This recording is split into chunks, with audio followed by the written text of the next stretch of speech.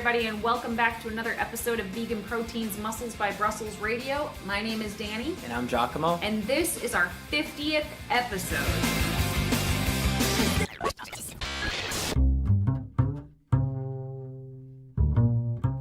Yay! I've been waiting to say that for I want to say almost 10 episodes, and I didn't even get a chance to say it because we go, I don't know if you guys can tell. I'm sure they can't. But we know, we take turns with the intro. And I was like, these are going to be... Do you want to say this is our 50th episode? Go ahead. And this is our 50th episode. Hell yeah. God. Thanks, babe. Anyway, so back to recording multiple episodes in a day, which I kind of like it this way. I feel like we just get into the zone and the conversations they just flow a little better that way, you know? So when this episode comes out, I believe we are going to be heading down for the Orlando Europa, which is going to be in Orlando. And it is April 7th and 8th, I think, right? No, it's April 13th, 14th, and 15th. I can't keep track. Something like that. We'll be in Orlando. We'll be at the Europa. You guys should come say hi. Yeah. We're going to be it is not going to be the vegan bodybuilding booth anymore, which I don't think that we've mentioned yet. It's actually going to be the Vegan Strong booth. So under a different umbrella, and we'll have different... I haven't even seen the booth yet because we weren't at the Arnold. So the Arnold was the first expo that the Vegan Strong booth was at, but we were working on the Vegan Cruise, so we didn't get to see it. So we will be seeing it for the first time in Orlando. Should be very exciting. We have so many events coming up this year, guys. I'm actually going to post it on my social media today, our schedule. I'm trying to keep track. I feel like, are we doing something else in April? I don't even know. But whatever the case is, I feel like we have several expos coming up. Got something going on in May as well. This is our first time at a Europa Expo. I'm kind of curious to see what it's like. Yeah, I'm really excited. I have a friend who's going to be competing in the powerlifting event down there. Her name is Brittany, and she's vegan. She just changed her Instagram name. I don't know what it is now, but it was Brickhouse by Brit. And she's pretty freaking strong, so I'm pretty excited to see that. Right on. I didn't realize she was competing at that one. Mm-hmm. Cool. Yeah. So we are, speaking of Instagram, today we are going to be talking about a pretty heavy topic, like a topic that has been weighing on my mind super heavily for months now. And it comes up in conversation with clients almost every single day. And I just felt like maybe we should just shoot the shit about it on the podcast, and why not on the 50th episode? Today we're going to be talking about social media. All right, guys, so I want to let you know we have our next 12-week vegan fat loss course starting up on June 1st, which is coming up really soon. So what it is it's a 12-week self-guided vegan fat loss program. So we don't just custom calculate your macros and give you workouts, which we definitely do that, but we also provide you with educational videos almost every day of this program, so you not only get the results that you want, but you learn how and why you're getting the results that you want. You'll also have access to our private meal planner and over 100 high protein and macro friendly vegan recipes that you can drag and drop to create shopping lists and see what best fits your macros. You'll also be added to our private coaching community online, and you'll also get a copy of my ebook Flexible Dieting for Vegans so that you can learn all about how to count your macros before you even begin. So we are offering a special discount specifically to Muscles by Brussels Radio listeners. So if you are interested in that, you can go ahead and go to bit.ly/vegan fat loss course, and the coupon code for you guys is MBB Radio, and that gets you $25 off of the program. Of course, if you have any questions, don't hesitate to shoot them at us at info@veganproteins.com. That is a very big topic. I don't really know how we're going to break this down. There's so much to talk about. I don't even think we can break it down. All we can do is really just talk about our own thoughts on this one. So, I mean, obviously, in many ways, social media is a blessing, and in many ways, it's a curse. I mean, I kind of remember, when we first started going on the Facebooks and the Instagrams. And I kind of remember it was maybe like 10, 12 years ago or something when social media tools first started being used on a grand scale, like Facebook, I think, started with students, right? And then it just became something that everyone used. And then Instagram blew up, and it seems like the certain sectors were drawn to Instagram, and I would say fitness is one of them, and that still holds true to this day more than ever, really. And I think when it first happened, it was kind of just fun to just be able to, connect with others who were interested in the same sports as you and whatnot. And it's just turned into a whole different beast at this point, And I would have to say, like, if you were asking my opinion, I think that the algorithms are largely to blame for that, like just making social media more of a business than anything. And I think it's gotten to the point where posting for those who at least have, for business owners or for fitness professionals, moreover, it's gotten to the point where every single thing you think about that you post, you have to think to yourself, is this going to get attention? Is it and the ways that posts are getting attention, whether there's the hypersexualization of a physique, male or female, for example, like there's just no end to the extreme. And then, you have these algorithms that sort of cut others down that are not going to these extremes, and you're sort of measured up to these expectations as a fitness professional. I mean, this is just one diatribe that I'm going on, but I think social media in general kind of perpetuates this. Kind of?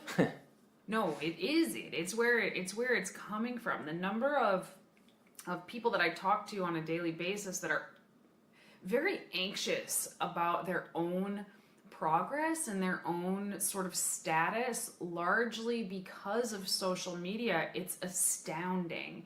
And of course, like, I know veganbodybuilding.com wasn't social media per se, but it was the internet, and that's literally how you and I met, Giacomo. Like, we have met,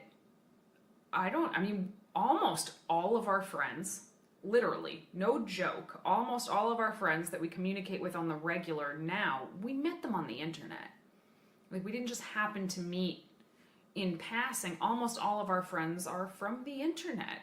So there is a huge blessing to that, and a lot of these people are like, obviously, or they wouldn't be our friends, they're amazing human beings that we love and are super grateful for.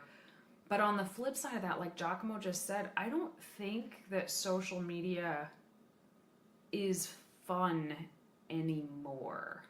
And not just because we use it largely for business, which I think, years ago, big brands would use social media for business, right? Now everybody is using it for business, whether they have a business or not. It's almost like people are often treating their own personal self as though it's a business and a brand, even when it's not.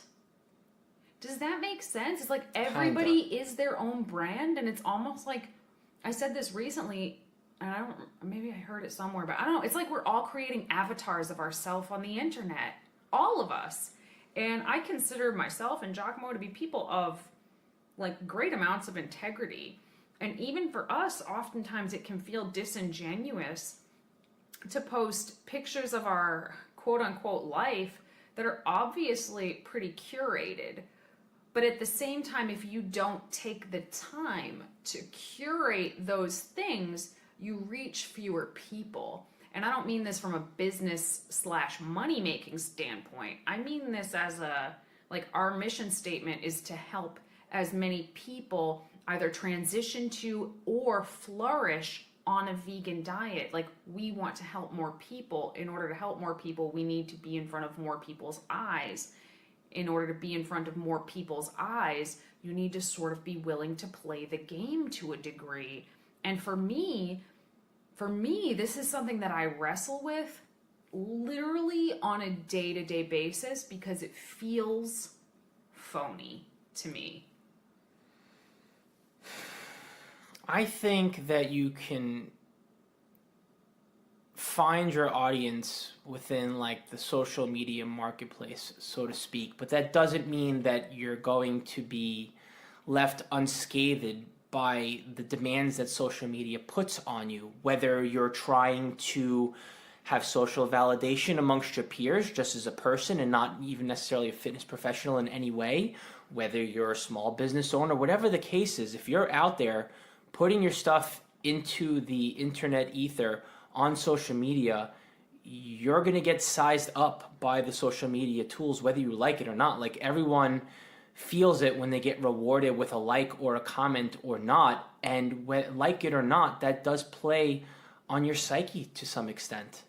Oh yeah, totally. I mean, I certainly don't think that I'm above it. Like, I don't think any of us are above it. A whole bunch of people start following you and suddenly give a shit what you have to say. Like, that feels good. It feels like, yeah, man, I'm doing the right thing. And when the opposite happens, of course, the opposite feelings are true. But yeah, I don't know. I feel like it's something that a lot of people struggle with, and it's certainly something that I struggle with, and because I talk to you about it like all the time, how it is maddening to me to feel like we need to like put on a show sometimes. And it's one of the things that I fucking love about this podcast, is that this podcast especially does not feel like a show at all. We're sitting here in our pajamas in the kitchen drinking coffee and talking about social media, and I really, really love that, and we appreciate you guys for listening.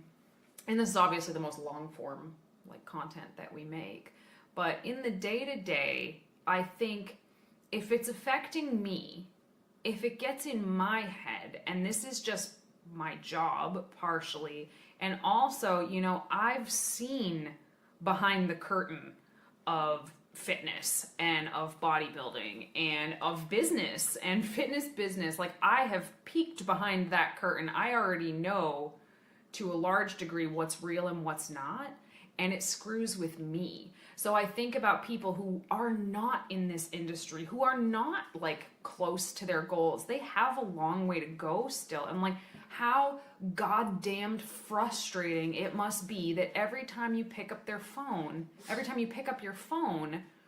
there's thousands and thousands and thousands of people who just seem like they've gotten it right from the get-go. And I think once upon a time, like you said, when social media was new and everybody was using it very innocently to like connect with other people, to motivate one another, I feel like it was pretty motivating back then. But now I feel like it demotivates more people than it inspires. So I guess the real question here is just how toxic is social media versus it being a place where you can benefit, like a playground that you can benefit. Well, I'll tell you this. Being in. I read a really fascinating article of the creators of Facebook. Not Zuckerberg, but one of the original creators of Facebook, one of the creators of Instagram, etc. And every single one of them said like they will not use the platform. And the guy who invented the scrolling feature literally says like, essentially he was like, man, I screwed up. Like, because that scrolling is so addictive to the brain. And of course that's how it was designed to be. But not even the platforms themselves, just the scrolling feature, just the guy who invented the scrolling feature, like regrets it at this point. Like maybe I'm nuts, but I feel like social media is gonna be the final like downfall to humanity. Not to go too far off topic, but I definitely think like that is, it's paving the way for sure in multiple ways that have nothing to do with fitness and more have to do with the way information is distributed, but that's a whole separate topic. How's it going to go down, Danny? I'm not. No, don't. Dude, we don't want to go there. Don't bait me right it's now. It's too dark. But like from a fitness perspective and from somebody who absolutely loathes, and maybe we could talk about this, I loathe the term influencer. You really do. I really do. Yeah, I mean, you take that shit personally. Like, I mean, like, I get it, but it's like, whatever. It's just, I don't know. big companies like to use the word. Well, I have a picture in my mind of what an influencer is because I know some of them, some more integrous than others, and it's not a pretty picture in my opinion. So when somebody occasionally uses the word to describe myself, like, I get chills, my teeth itch when I hear it. Like, I can't stand it because to me, the actual word influencer means you have the power of influence over people, obviously, right? Like, that's what it comes from. But what it means now is not like, oh, you're influencing somebody to create balance in their life and to create sustainable systems. It means, and here's the bottom freaking line, y'all, it means I'm influencing you to buy something. Period. Whenever somebody is referred to as an influencer, they're selling you something. Like, that's fine, I get it. People need to pay their bills and you do you. I get that. But I think the problem is that a lot of people who just don't know better are kind of they're being sold to without knowing they're being sold to. It's the reason that Instagram made it so if you're doing a promoted post or someone's paying you to post something, you have to use the hashtag ad now. And of course people skirt around this all the time, but it's, subliminal messages, subliminal commercials were like outlawed in America back in the 50s, I think. And it's still happening today on social media under the code word influencer. Yeah, I mean, I guess it really depends because I guess on the whole, like the idea itself I don't think it's bad per se to be able to, pay your bills or, in other words, promote something you believe in, right? I already use this product. I already follow this diet. I already like this t-shirt. Now, this is the way that I live my life.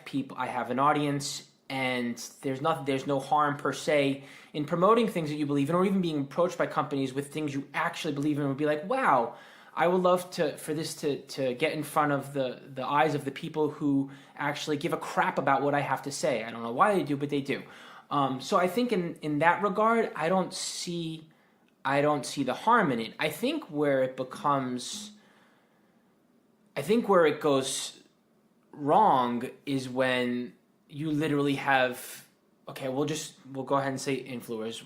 The type of influencer, right, that literally just has their hand out like, look, I have an audience, here's my hand, put something in it, and if you pay me, I will market it and I don't give a crap about it. And maybe I like it, maybe I don't, but give me that thing and pay me and I'll do it. And I think that's where, you cross the line and the audience can kind of be duped without even realizing it because they believe in this person. Right. And I totally agree with you. There have been plenty of products that I have promoted that I use and I love, but there are a lot of people who, like you just said, they will just promote anything. Anybody that will pay them, they're going to shill the product. That's whatever. I think the issue is the number of people who don't know they're being sold something. They don't know they're looking at an ad. They think they're looking at you, the human. You're watching an ad and you don't even know it. So that to me is huge, huge, huge problem. And that in and of itself makes it's not, as it is, we're already being shown ads constantly in our feeds that say sponsored or whatever. But what a lot of people don't realize is that they're being shown a lot more ads than that. It's just not saying ads on it. The other issue that I have, this is kind of like a two-part thing, is the number of photos of fitness professionals that are so edited that it no longer actually resembles that person at all. And this is actually a huge issue in the like beauty, the makeup, I can't think of what they're called. I don't know. People that do lots of like makeup tutorials and stuff like that. It's a huge issue there as well. But essentially, the pictures are so edited, and in the fitness realm, this comes all the way down to people not just like editing out their stretch marks or covering a pimple or whatever. It comes down to like literally, basically photoshopping your body so that it looks more like how you want it to look. Once upon a time, you had to be really, really good at Photoshop to be able to do this. And a couple of years ago, I actually posted a side-by-side of myself where I showed you how I could Photoshop my body from my phone in 5 seconds. And that was like 3 years ago. It's even easier now. You can literally blow up your delts, make your booty bigger, make your waist smaller, etc., from your phone for free instantly. You can blur out your pores. You can blur out your stretch marks. You can make your teeth whiter and your eyes brighter. And I think to a degree, like, we all want to put our best self forward, right?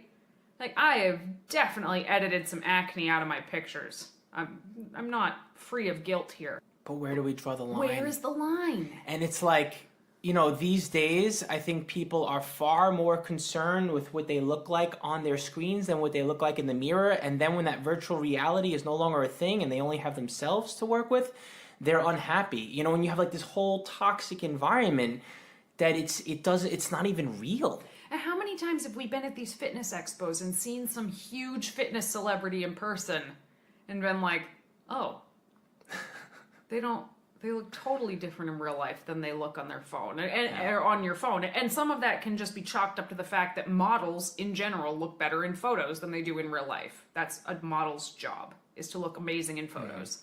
But a lot of it is just due to heavy photo editing. And I think you can like intellectually know, like, okay, I'm looking at edited photos, right? Like, no one picks up Cosmopolitan magazine and thinks that the chick on the cover hasn't been photoshopped. We know it.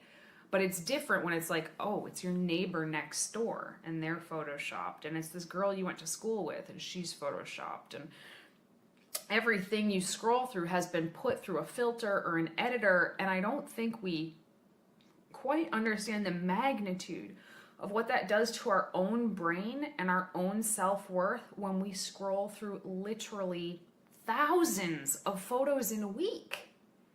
And we just see it over and over and over. And we're seeing maybe one shot out of 1,000 that were taken that day that was the perfect shot with the perfect filter, run through the perfect editor, photoshopped just so, like... Could have been shot a year ago. Oh, for sure. Like, the effect of this on our brains over time, I think, is a lot more profound than people realize it is. And along with the body editing, the steroids, man. Like, we did a whole podcast on steroids, and hopefully we kind of illustrated the fact that it is a lot more common than people realize it is. And I think that's always been true, but now with the surge of social media, it's even more true. I was listening to this incredible podcast. It's Omar Isuf. It's him and Eric Helms, and the podcast is called Iron Culture. And they did a podcast that was a super open discussion about steroid use with the two of them, who they're both natural. And they talked to John Meadows and Dr. Mike Israetel, who are open about their usage and their clients' usage. And it was just a great discussion. Totally recommend it. But one of the things that John Meadows, who has been bodybuilding for 40 years, he said, 20 years ago, people would run a cycle of steroids for a bodybuilding show. And now people run cycles of steroids for Instagram. And you used to run it for like 4 to 6 weeks or 6 to 8 weeks and come off for a few months. And now people are afraid to come off because they won't look the same for Instagram. It's crazy. People are taking mad steroids for Instagram. An acquaintance, a local vegan competitor, just came out last night on Instagram as having started up using steroids in this past year. She was a natural pro. So her progress over the last year has had me sitting here scratching my head like, how the hell is she doing that? How is she doing that? And I have to give her a ton of props for literally coming out last night and being like, hey guys, I'm on Anavar now, essentially, is what she said. And I was like, oh, all of that makes sense. But for the past year, I've just been watching this going, how the hell is she still able to get results like this? Like, happy for her, of course, but what the hell? And that's just one person who I happen to know in real life. Like, people are jumping natty ship left and right to go start taking something to impressively enhance their physique results. See, I wrestle with this because it's like you can easily be that person where like nothing is real, everything is fake, why even bother, and everything. It gets so easy to take a cynical approach here and be like, no one's natural, and I can't believe anything, I can't be inspired by anything. And I would hate to think that way. I mean, ultimately, obviously, you just gotta have it's you versus you, and it's your body you have to pay attention to. But I don't think that it's healthy to have a jaded opinion of the fitness industry in general because, I mean, yes, steroids run rampant and the athletes who are enhanced tend to get ahead of the athletes who are natural, but there are plenty of natural athletes out there. There are drug-tested organizations. There are heroes that are larger to life to me personally, that will be for the rest of my life, who are lifetime natties, and I would hate to see our industry become so jaded to believe that that is not possible and that those people are not out there, both the genetic freaks and those who have done amazing things with their mediocre or moderately above average genetics. I think those individuals do exist. It's just it takes them decades to get there. And some of them started much earlier in life and stuck with it their whole lives. And others are, it's just going to take them 10 to 20 years to do it. But they're out there. And I guess I just can't stress that enough. So I agree with you, obviously. I mean, I intend to stay natural for the rest of my life. I intend to compete in natural organizations until ripe old age. But if you're somebody who's just deciding, I want to become healthier. Like, yes, those people who are either incredibly edited or they're taking steroids, they're inspiring for a bit. And then when you've put in a couple years of work, and you realize you are nowhere near that, it kind of stops being inspiring and starts being upsetting. And a lot of people just quit. And I know because I have those conversations with people where they're like, okay, this is goals. And they show you a picture of something that might not be unattainable, but it's like a very high level physique that to a degree genetics is playing a large role. And they work and they work and they work and like they improve their life and they look better, and by all rights they should be really happy with their progress, but it's so far from what they had in their head that they are incredibly discouraged. But what they can't see is all the shit that happened again behind the curtain to create this image of this person. And again, I think that when you are bombarded with this every time you click your phone open over and over and over again, I just think it has a much larger implication than maybe you even realize. So what do you do about it? Personally, I think most people could really, really benefit from limiting their social media exposure. And I say that as somebody whose business relies not entirely, but I mean, there's a good chunk, we're going to share this podcast all over social media, ironically, I'm sure. I say that as somebody whose business does rely somewhat on social media, that I think most people should get off of social media to a large degree. Like, stop following accounts that make you feel bad. If every time you see somebody's picture or whatever and it makes you feel crummy, just unfollow them. Or if it's a friend and they're making you feel bad, like hide from feed or whatever that little option is. If you don't want to actually unfollow a friend,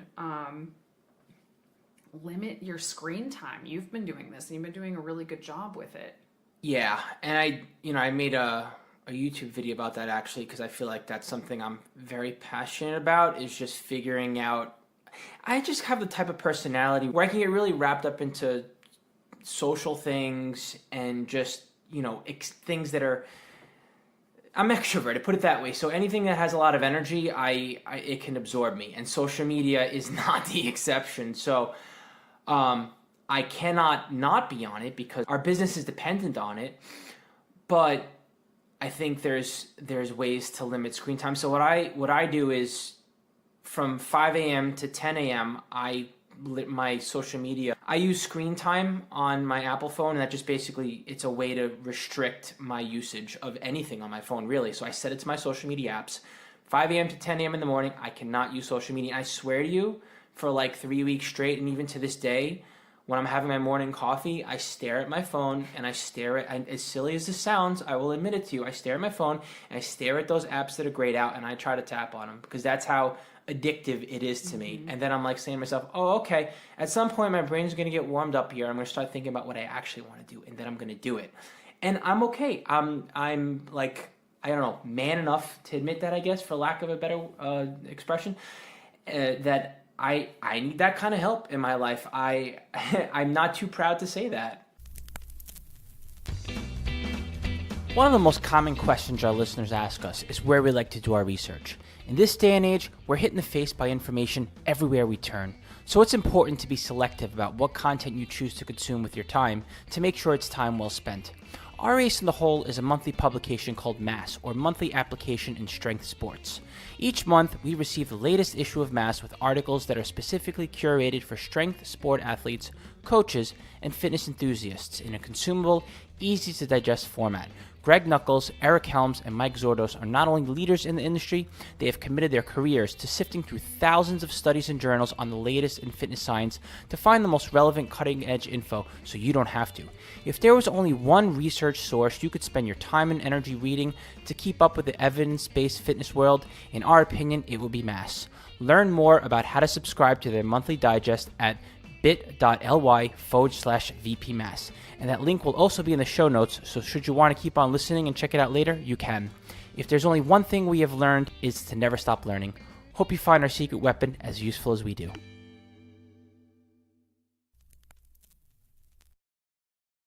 Well, yeah, I mean, we're in an awkward situation where we have to be on social media for work all the time.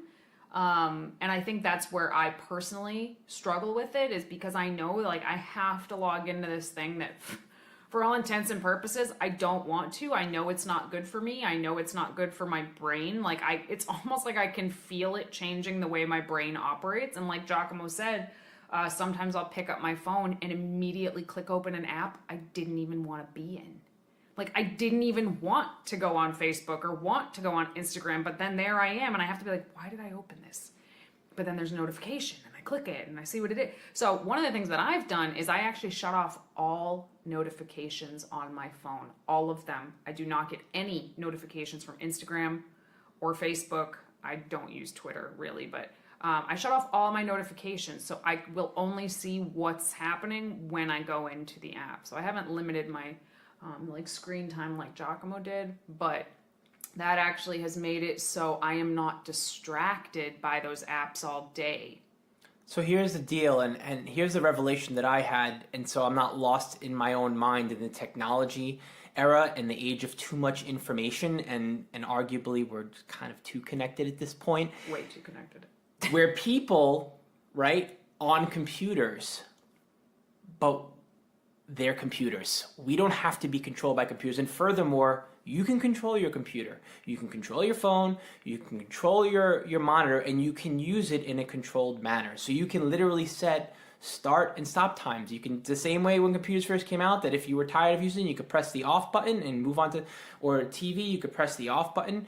Computers, you can literally control the way you want them to. So there's no reason, it's not like an all or none thing, like, oh crap, this is bad and I should just stay away from it.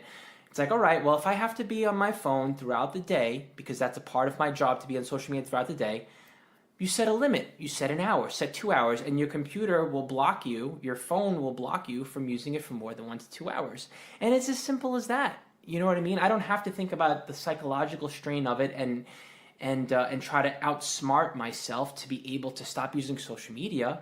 I just have to set these devices that I use to limit my usage, and then I can live my life. I think you also have to have a conversation with yourself where you remind yourself very frequently that almost none of what you're seeing is real. It is so important to understand that that even though a lot of it comes across as innocent and you think, well, my coworker couldn't possibly be posting a bunch of fake bullshit because she has no reason to post a bunch of fake bullshit. It may very well be fake bullshit. And God, it is just, it's everywhere. I posted this recently, but I read about an Instagram influencer who went into an ice cream shop that had a big mural on the wall, bought an ice cream cone, posed in front of the mural while somebody took pictures of her for a few minutes, threw the ice cream cone in the trash, and left. I've heard of other stories of people going to Nordstrom and buying these really like high-end designer outfits and then coming back and returning them a couple days later because they're wearing these clothes for a photo shoot and then returning them. And doing it over and over and over again. So when all of these stores' return policies change, you can blame the Instagram influencers. Fields of flowers. Like, in the springtime, those huge fields of sunflowers you see sometimes. Like, those fields have had to be shut down to the public because Instagram influencers are ruining them for everybody by getting in them and, like, smashing all the flowers. Like, for what? For what?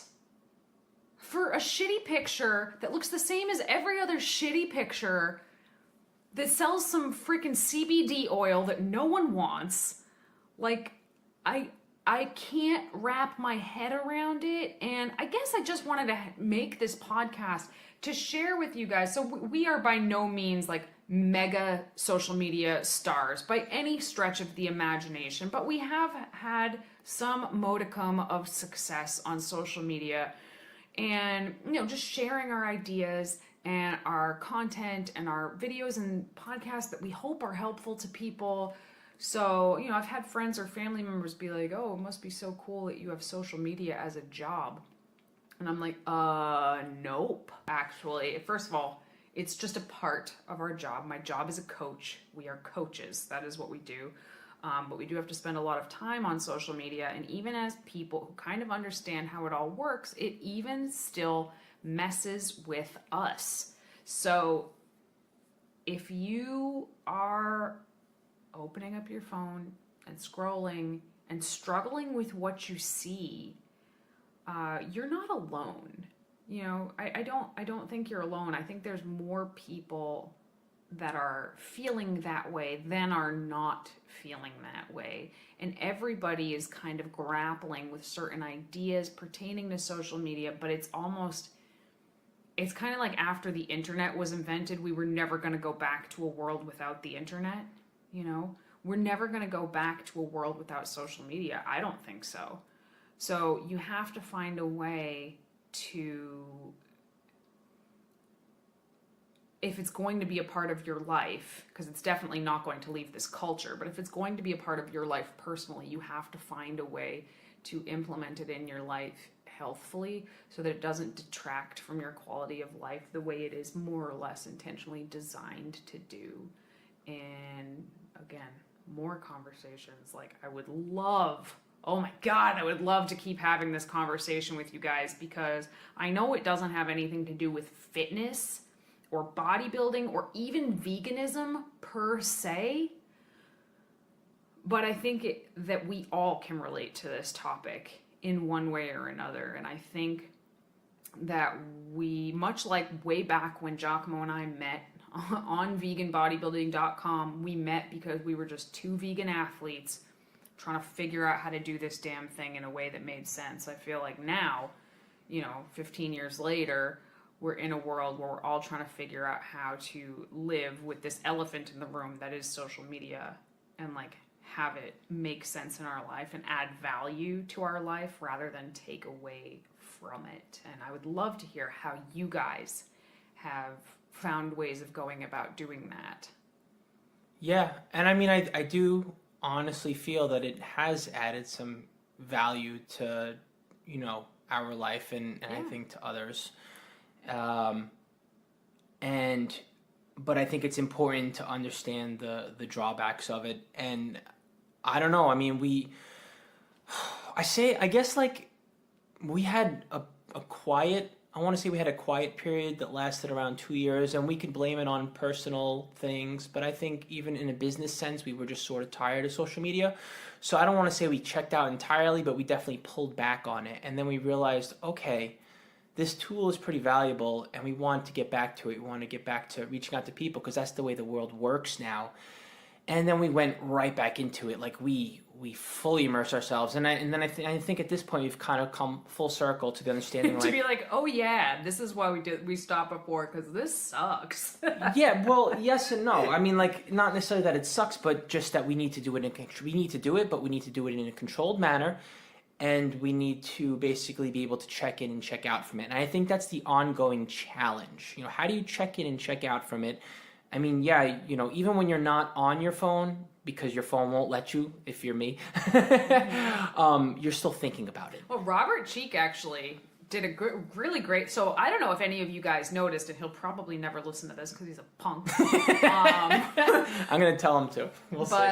Robert Cheek checked out of social media for months and months. How long was he off? I don't know. It was more than months. It was well over a year. I mean, he was off social media. He did not use social media at all because, and I don't think I'm outing him at all. He said it himself in his emails. Like, he has a very addictive personality, and he essentially was kind of like addicted to social media and posting pictures and liking and getting comments and all of that jazz. So he checked out for 6 months. But much like, and he accomplished a ton in 6 months because he was not distracted by social media.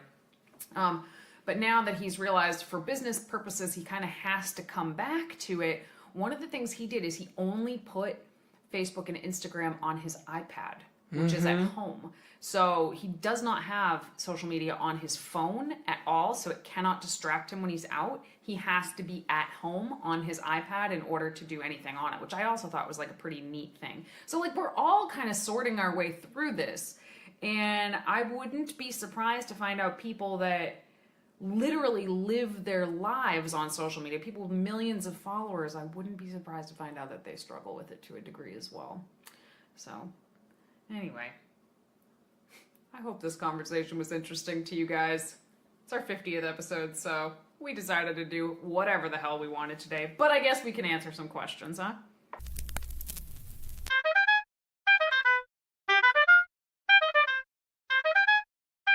Oh, this is a loaded question. Oh, no. All right.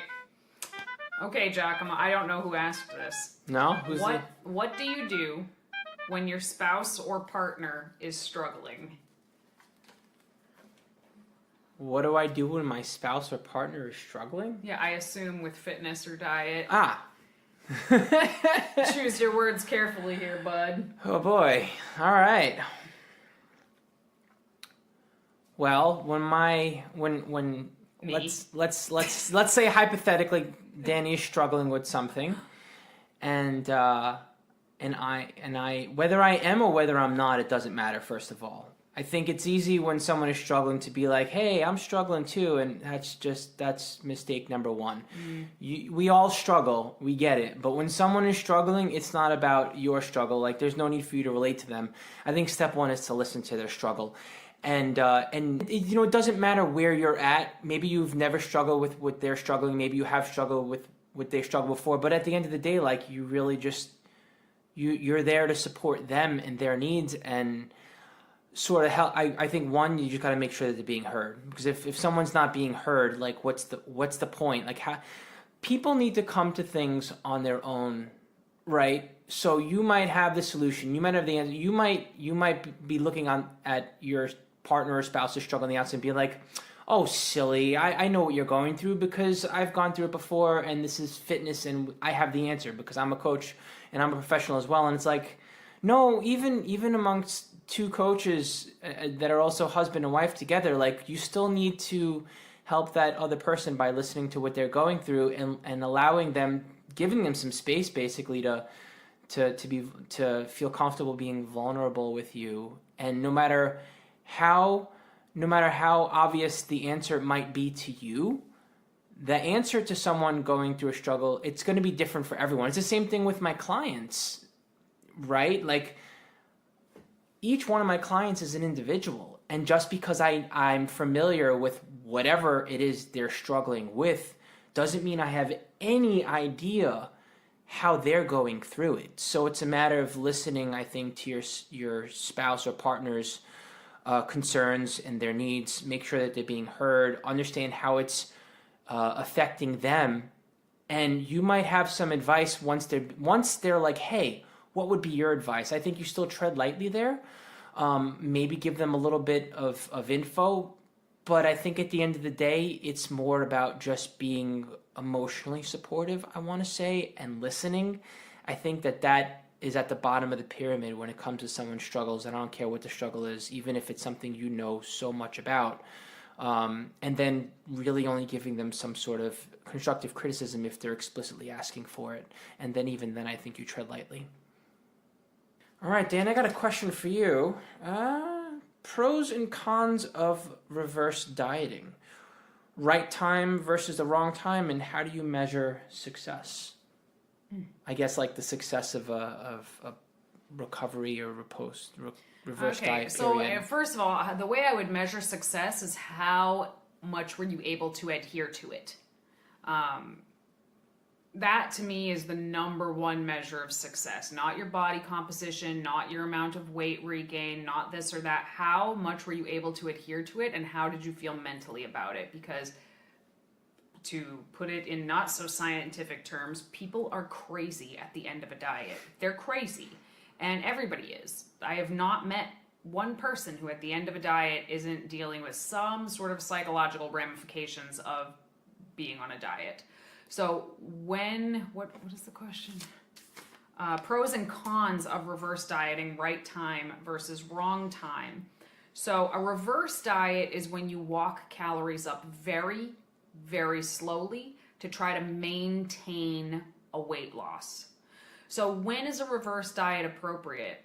We actually did a whole podcast on reverse dieting many years ago that we have since deleted because we changed our stance on it so much that I didn't want people to listen to it and try to do it.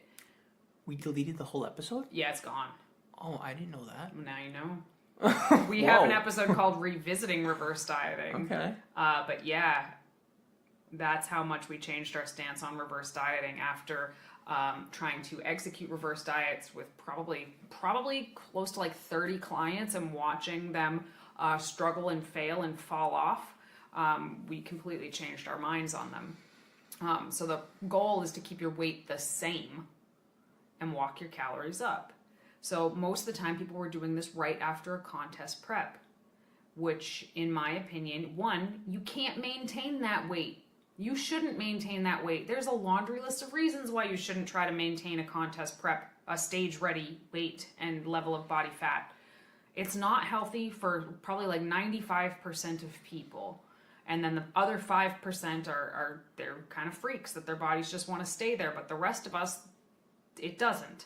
So when you try to walk calories up slowly, all you're doing is extending the diet longer. And eventually you're going to have such a big bump in calories that you're going to end up regaining much necessary weight, but you're going to feel like a failure. So the intention here is important. So in this case, we recommend a recovery diet, not a reverse diet, where that is where you basically have a big initial calorie jump right after competition prep. You just accept the fact that you're going to gain about 10% of your weight back over the next 6 to 8 weeks. And that's that. You get back to a healthy place faster.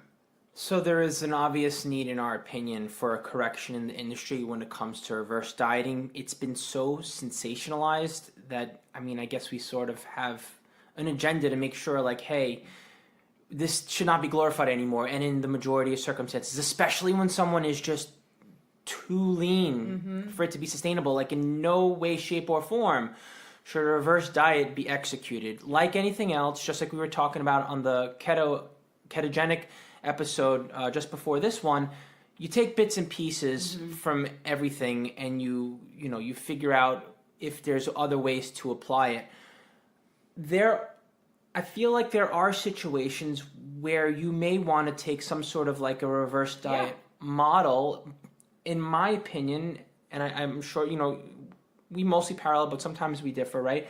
But in my opinion, I think when someone hasn't dieted down too hard, and they're the right type of person for it, it can be considered. Like, well, no, that's what I was gonna say. Is if you've just gone through a general fat loss phase, but you're still like more in the athletic body fat range, not the super lean body fat range. So what would that be for guys? Like 10 to 15%? roughly. And for women, like 20 to 25%? Right. Okay, so if you're in that body fat percentage range-ish, because we'll never really know our body fat percentage, right?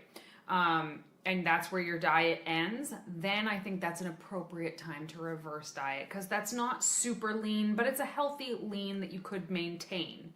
So then I think it would be a good time to slowly walk calories up and try to maintain your weight. But even then, I think it still depends not just on the individual's ability to do it, but also there's more questions to ask. It's going to be, what are their goals? How many years have they been training? Are they okay with slower muscle gain? What is their desired outcome here? If someone's looking to maintain year round at a certain with a certain look to their physique, then I think that it could be fine. Well, also, how was the diet? What was the diet that got you into that shape? If it was super extreme, eating 1,000 calories a day, but you ended it as a female at like 21% body fat, you still are not going to be able to just walk calories up slowly, because you really shouldn't be eating that little for that long. But if it was a more sustainable type of an approach to the diet in the first place, you could walk calories up a little bit slower than that. So it depends on the diet, but there are times and places for a reverse diet, but after a competition is not one of them in our opinion. All right, and that concludes another episode of Vegan Proteins Muscles by Brussels Radio. Feel free to stay in touch with us at Vegan Proteins and at Muscles by Brussels on Facebook, Instagram, YouTube. We have a Facebook group. You can find us out there on the social medias. And other than that, once again, my name is Giacomo. And I'm Danny. And we'll talk to you soon.